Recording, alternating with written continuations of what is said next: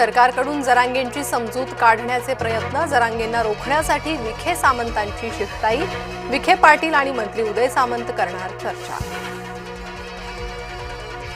जरांगेंनी आंदोलनाऐवजी सरकारसोबत चर्चा करावी, चर्चेतून तोडगा निघू शकतो, दादा भुसेंचं आवाहन। जरांगेंना मुंबईत मोर्चा काढण्यास परवानगी मिळाली, आझाद मैदान एक दिवसीय आंदोलन करता येणार, मनोज जरांगेंचं अंतरवालीतून मुंबईकडे कूच। अंतरवालीतून आंदोलन एक दिवसाचं नाही तर बेमुदत असेल, मनोज जरांगेंची भूमिका आंदोलनावर ठाम।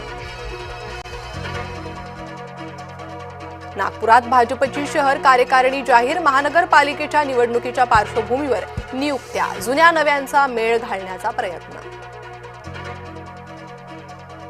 विरारमधील इमारत दुर्घटनेत 14 जणांचा मृत्यू तर 9 जण गंभीर जखमी, रमाबाई अपार्टमेंटचा भाग चाळींवर कोसळल्यानं झाली होती दुर्घटना। जखमी बाईक स्वाराला उपमुख्यमंत्र्यांकडून मदत, तात्काळ ताफ्यातील अँब्युलन्समध्ये केलं रुग्णालयात दाखल, अपघात झाल्याचं एकनाथ शिंदेंना दिसताच केली मदत।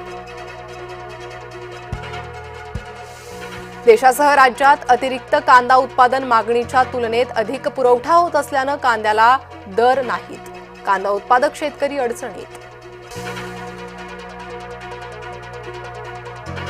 अकोल्यात ढगफुटी सदृश्य पाऊस, कपाशी, तूर, उडीद आणि सोयाबीन पिकाचं प्रचंड नुकसान। जम्मू काश्मीरमध्ये दहशतवाद्यांचा सुरक्षा रक्षकांवर अंधाधुंद गोळीबार, भारतीय लष्करानं केलं 2 दहशतवाद्यांना ठार। ऋषीपंचमी निमित्त दगडूशेठ हलवाई मंदिरात अथर्व शीर्ष पठण, 35,000 महिलांचा सहभाग, खासदार सुनेत्रा पवारांचीही उपस्थिती। आज 1.5 दिवसांच्या बाप्पाला निरोप दिला जाणार, तर लालबागच्या राजाला दुसऱ्या दिवशीही मोठी गर्दी।